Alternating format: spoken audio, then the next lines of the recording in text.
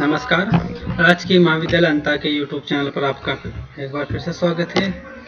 आज की इस वीडियो में हम पढ़ेंगे इलेक्ट्रोकेमिस्ट्री। केमिस्ट्री में कुछ टॉपिक कवर करेंगे।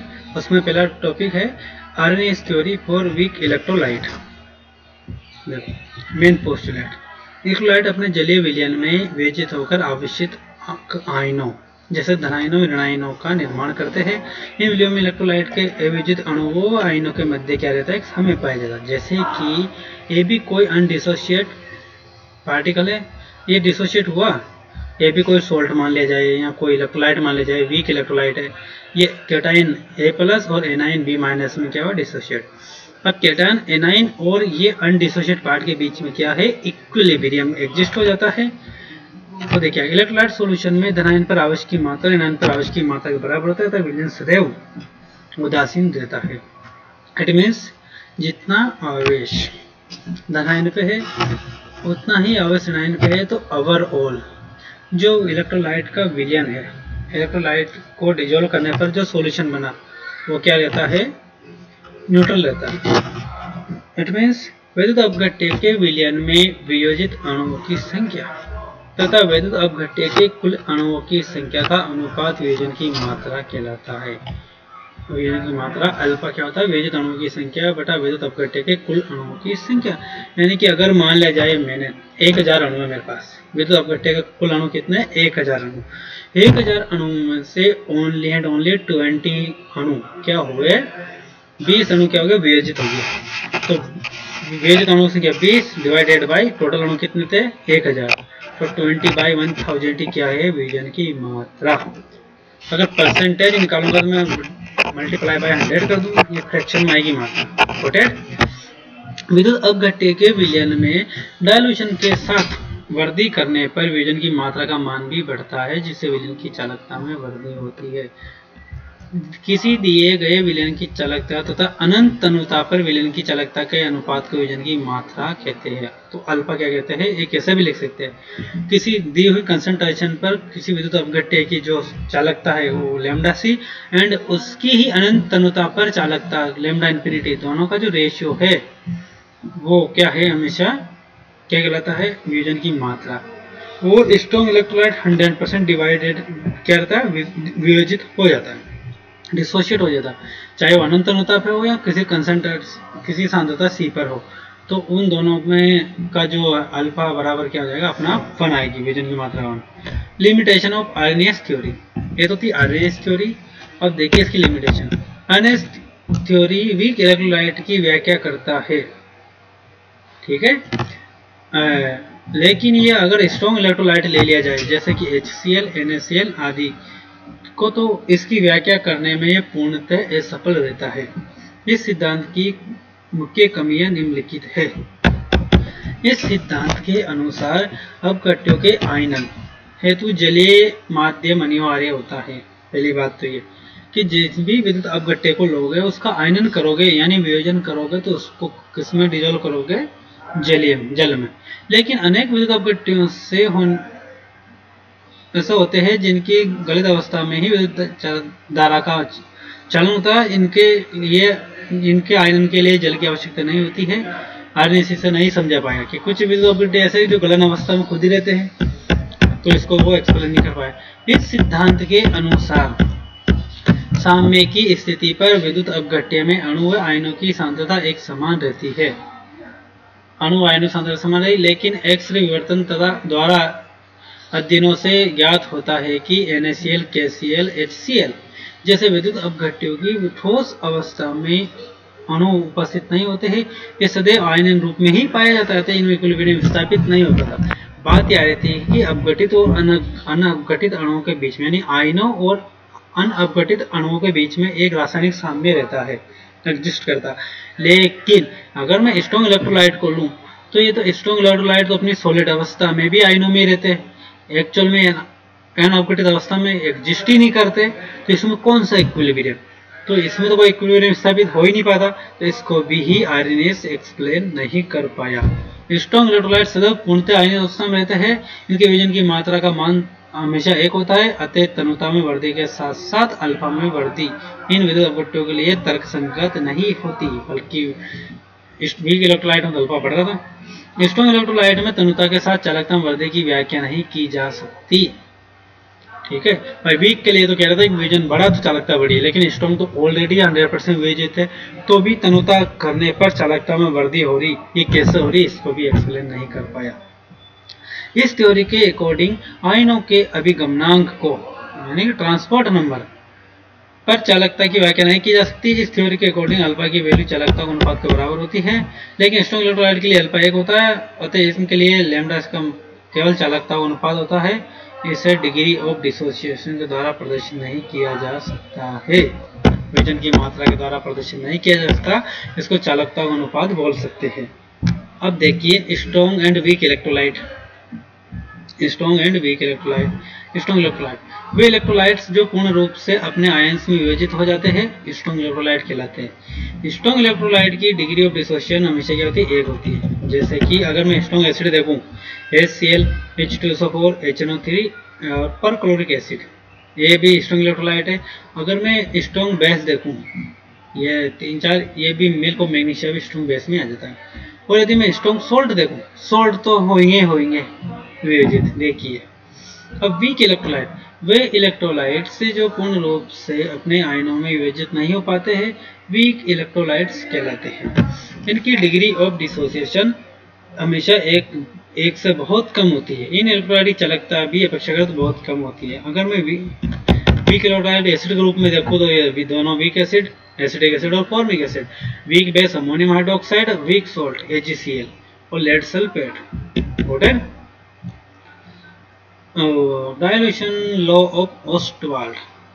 अब देखिए इसमें क्या, it is a mathematical form of Arrhenius theory. This law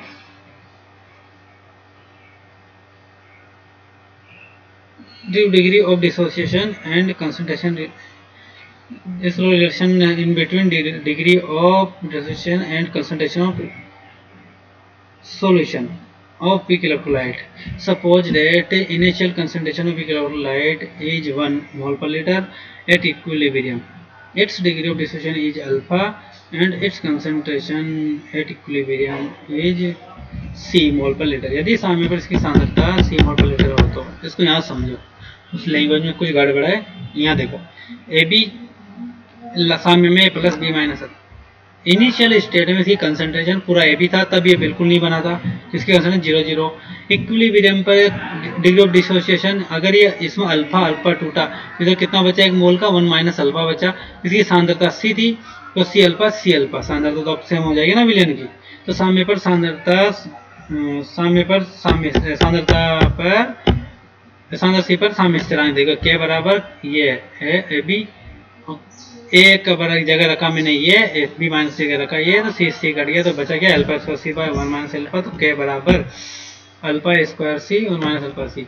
it is the general equation of dilution law of Ostwald in which putting the value of concentration C and degree of dissociation we can calculate the value of equilibrium constant K. Noted? Calculation of degree of dissociation for weak electrolyte from the Ostrowald equation। ये अगर weak electrolyte है तो degree of dissociation 1 से बहुत कम होगा, तो 1 minus alpha को लगभग अपन क्या मान सकते हैं, 1 मान सकते हैं। जैसे 1 माना तो K equal to alpha square into C, तो अल्फा स्क्वायर बराबर K बाई C, ये C इधर चला जाएगा और जैसे ही आया तो अल्फा बराबर root K by C। Question 2, इसके द्वारा अपन डिग्री ऑफ डिसोसिएशन कैलकुलेट कर सकते हैं। फ्रॉम क्वेश्चन 2 अपन जानते हैं कंसंट्रेशन क्या होती है 1 बाई V, C बराबर 1 बाई वॉल्यूम को उल्टा रहती है, डाइल्यूशन है ना। तो देखिए तो अंडर रूट V यानी कि ये आयतन के वर्गमूल के डायरेक्टली समानुपाती है और सांद्रता कर्मानुपाती। अतः स्पष्ट है कि वीक इलेक्ट्रोलाइट की तनुता में वृद्धि के साथ इसके विभजन की मात्रा व चालकता में भी वृद्धि होती है। ये तो वीक बात है, ठीक है। Limitation of Ostwald law. Ostwald का नियम आर्नियस थ्योरी पर बेस्ड है। पहली बात तो ये आयरन थ्योरी का गणितीय रूप ही क्या है, ओस्टवाल्ड नियम। अतः नियम वीक इलेक्ट्रोलाइट की कंडक्टिविटी की व्याख्या आसानी से करता है, लेकिन ये नियम स्ट्रॉन्ग इलेक्ट्रोलाइट पर लागू नहीं होता। जिस प्रकार आर्रेनियस थ्योरी स्ट्रॉन्ग इलेक्ट्रोलाइट पर लागू नहीं होती थी, इसी प्रकार ओस्टवाल्ड का नियम भी स्ट्रॉन्ग इलेक्ट्रोलाइट पर लागू नहीं होता। इस नियम में विलयन की सांद्रता पद का उपयोग किया जाता है, जबकि वर्तमान आधुनिक सिद्धांतों के अनुसार सांद्रता के स्थान पर सक्रियता का यूज किया जाना चाहिए। Got it? D-by-Hückel theory for strong electrolyte. ये देखिए, अब तक तो अपने वीक इलेक्ट्रोलाइट की जो एक्सप्लेनेशन है उसके लिए क्या देख रहे थे, आर्रेनियस थ्योरी पढ़ी। आर्रेनियस थ्योरी का मैथमेटिकल रूप ही ओस्टवाल्ड नियम है, ये भी वीक इलेक्ट्रोलाइट की व्याख्या कर रहा था। अब यदि स्ट्रॉन्ग इलेक्ट्रोलाइट की व्याख्या करनी है तो अपन को पढ़नी पड़ेगी डी-बाई-हैकेल थ्योरी। कौन सी? Debye Huckel theory. तो डी-बाई-हैकेल थ्योरी में स्ट्रॉन्ग इलेक्ट्रोलाइट की व्याख्या निम्न प्रकार की गई है। कुछ इसने अपने क्या दिए है, अजम्पशन दिए है, कुछ पोस्टुलेट दिए। देखिए, स्ट्रॉन्ग इलेक्ट्रोलाइट अपने आयंस में पूर्ण रूप से आयनित हो जाते हैं, अतः इनके विभाजन की मात्रा तो एक ही होती है हमेशा। स्ट्रॉन्ग इलेक्ट्रोलाइट के विभाजन की मात्रा का मान एक होने के कारण स्ट्रॉन्ग इलेक्ट्रोलाइट के लिए अल्फा का मान लैम्डा सी अपन लैम्डा इन्फिनिटी के बराबर नहीं होता। लैम्डा सी और लैम्डा इन्फिनिटी के लिए केवल दो चालकता का अनुपात होती है। स्ट्रॉन्ग इलेक्ट्रोलाइट के सॉल्यूशन में डाइल्यूशन करने पर आयंस के मध्य अट्रैक्शन फोर्स में कमी आती है, जिससे आयंस की गति के लिए मुक्त हो जाते हैं तथा ये आयन तेजी से अपोजिट चार्ज्ड इलेक्ट्रोड की ओर गति करने लगते हैं। इस प्रकार डाइल्यूशन में वृद्धि के साथ साथ इलेक्ट्रोलाइट की चालकता में वृद्धि होती है, यानी कि चालकता में वृद्धि अट्रैक्शन फोर्स कम आयनों के मध्य उपस्थित अट्रैक्शन फोर्स कम होने के कारण हो रही है, न कि डाइल्यूशन के कारण, क्योंकि डाइल्यूट तो ऑलरेडी है। स्ट्रॉन्ग इलेक्ट्रोलाइट में आयंस का व्यवहार विभिन्न कारकों जैसे ताप, शांता, डाइलेक्ट्रिक कांस्टेंट आदि से भी प्रभावित होता है। इसके लिए अपन दो इफेक्ट पढ़ेंगे। इस डी-बाई-हैकेल थ्योरी को डी-बाई-हैकेल थ्योरी की व्याख्या करने के लिए अपन यहाँ दो सिद्धांत पढ़ेंगे, दो इफेक्ट पढ़ेंगे। तो पहला है एसिमेट्रिक इफेक्ट। देखो एसिमेट्रिक इफेक्ट क्या होता है। मान लिया शुरू में इसमें कोई इलेक्ट्रोलाइट है, तो एक एनायन के चारों ओर बहुत सारे कैटाइन है। एक एनायन के चारों ओर बहुत सारे कैटाइन, यानी कि एनायन के चारों धनायन है, यानी इसने एक सममिति बना ली। इसी प्रकार एक धनायन के चारों बहुत सारे एनायन होंगे कि नहीं। तो जैसे ही मैं इसमें दो इलेक्ट्रोड डालूं, कैथोड एनोड, एनोड की तरफ एनायन जाएंगे, कैथोड की तरफ कैटाइन जाएंगे। तो एनोड की तरफ तो ये एनायन जा रहे हैं, कैथोड की तरफ कैटाइन जा रहे हैं। तो ये जो विश्रांति बन रही है सिमेट्रिक, एक सिमेट्री बनी हुई थी, ये क्या होगी, टूटेगी। तो देखो कैटाइन इधर जा रहे हैं, एनायन इधर जा रहे हैं, तो कैटाइन एनायन एक दूसरे को क्या करेंगे, अट्रैक्ट भी तो करेंगे। तो यानी कि पूरा कुछ बल तो इधर लग रहा है, कुछ इसको खींचने में लग रहा है। ये इधर भी जा रहा है, इसको इधर, इससे कौन खींच रहा है, एनायन भी खींच रहा है। यानी विद्युत क्षेत्र की अनुपस्थिति में सममित आयनिक परिमंडल बन रहा है, विद्युत क्षेत्र की उपस्थिति में एसिमेट्रिक आयनिक स्फीयर बन रहा है, असममित आयनिक परिमंडल, जैसे इलेक्ट्रोड लगा दिए। Got it? तो स्ट्रॉन्ग इलेक्ट्रोलाइट के विलयन में प्रत्येक आयन अपोजिट चार्ज आयन द्वारा सममित रूप से घिरा रहता है। आयन की व्यवस्था ही सिमेट्रिक आयनिक स्फीयर कहलाती है, जिसमें केंद्रीय आयन पर परिणामी आकर्षण बल रिजल्टेंट अट्रैक्शन फोर्स क्या रहता है, हमेशा नहीं रहेगा। परंतु विलयन में विद्युत धारा प्रवाहित करने पर सेंट्रल आयन तथा उसका स्फीयर अपोजिट चार्ज इलेक्ट्रोड की ओर गति करने लगता है, जिससे आयनिक स्फीयर एसिमेट्रिक हो जाता है। इस स्थिति में स्फीयर का आयन अपोजिट चार्ज के सेंट्रल आयन को अपनी ओर आकर्षित करने लगते हैं, जिससे सेंट्रल आयन की गति कम हो जाती है। इस आंदक प्रभाव को एसिमेट्रिक इफेक्ट कहते हैं। स्ट्रॉन्ग इलेक्ट्रोलाइट के सॉल्यूशन में एसिमेट्रिक इफेक्ट के कारण सेंट्रल आयन के स्फीयर के निर्माण नष्ट होने की प्रक्रिया निरंतर चलती रहती है। ठीक है। The average time between the formation and destruction of ionic sphere is called relaxation time, and this effect is known as relaxation effect. इस आयन स्फीयर के निर्माण नष्ट होने में लगने वाला औसत समय को विश्रांति काल कहते हैं तथा इस प्रभाव को विश्रांति प्रभाव कहते हैं। वोटेड यानी कि आयनिक परिमंडल बनेगा, फिर वो टूटेगा, फिर बनेगा, फिर टूटेगा। तो बनने, एक बार बनने फिर टूटकर वापस बनने के बीच का जो समय है वो क्या कहलाता है, विश्रांति काल। तो जो दूसरा इफेक्ट है वो इलेक्ट्रोफोरेसिस इफेक्ट है, यानी कि विद्युत संचलन। इसमें क्या होता है, देखिए वैद्युत अपघट्य विलयन में इलेक्ट्रोलाइट सब्सटेंस के आयन सोलवेंट के आयन के साथ संतृप्त अवस्था में पाए जाते हैं। कंजुगेटेड विद, है ना। इलेक्ट्रिक फील्ड की प्रेजेंस में इलेक्ट्रोलाइट के आयन ऑपोजिट चार्ज इलेक्ट्रोड की ओर गति करने लगते हैं, साथ ही विलायक के भी आयंस की गति प्रारंभ हो जाती है। कुछ तो खींचेगा ना। जिस विलायक में विद्युत अपघट्य घुला हुआ है उस विलायक के आयंस भी तो उसके साथ जाने की कोशिश करेंगे। आयंस की गति तथा विलायक के आयंस इलेक्ट्रोलाइट के आयन की गति में अवरोध उत्पन्न करते हैं, जिससे इलेक्ट्रोलाइट आयंस की गति कम या मंद हो जाती है। विलायक के आयंस द्वारा प्रदर्शित इस मंदक प्रभाव को इलेक्ट्रोफोरेसिस कहते हैं। उपरोक्त प्रभाव asymmetric effect and electrophoresis effect के आधार पर आउंसिंगर ने स्ट्रॉन्ग इलेक्ट्रोलाइट पदार्थ की चालकता ज्ञात करने के लिए एक समीकरण प्रतिपादित की, जिसे डिबाई-हैकेल-आउंसिंगर इक्वेशन कहते हैं। और इक्वेशन क्या है? लैम्डा सी बराबर लैम्डा इंफिनिटी माइनस 8.249 इंटू 10 की पावर माइनस 4 बाई 80 की पावर हाफ नीटा प्लस 8.20 इंटू 10 की पावर 5 डिवाइडेड बाई 80 की पावर 3/2 इंटू लैम्डा इंफिनिटी और पूरे बड़े ब्रैकेट अंडर रूट सी। अब याद रखना इस इक्वेशन का जो डेरिवेशन है आपके हायर क्लासेज में आएगा, जैसे एमएससी वगैरह में। यहाँ पर ये इक्वेशन डायरेक्ट है, तो आपको डायरेक्ट याद रखना इसका डेरिवेशन नहीं है सिलेबस में। तो देखिए ये वाली जो टर्म है किसको शो करती है? इलेक्ट्रोफोरेसिस इफेक्ट को। और ये वाली जो टर्म है इसमें किसको शो करती है? एसिमेट्रिक इफेक्ट को। अब देखिए लैम्डा इन्फिनिटी क्या है? Conductivity of solution at infinite dilution. और लैम्डा सी क्या? Conductivity of solution at the concentration C. T क्या? Absolute temperature. बीटा क्या है? विस्कोसिटी। और एप्सिलॉन क्या? Dielectric constant. सी क्या? Concentration of solution. Relative movement of ions, आयनों की सापेक्ष चाल।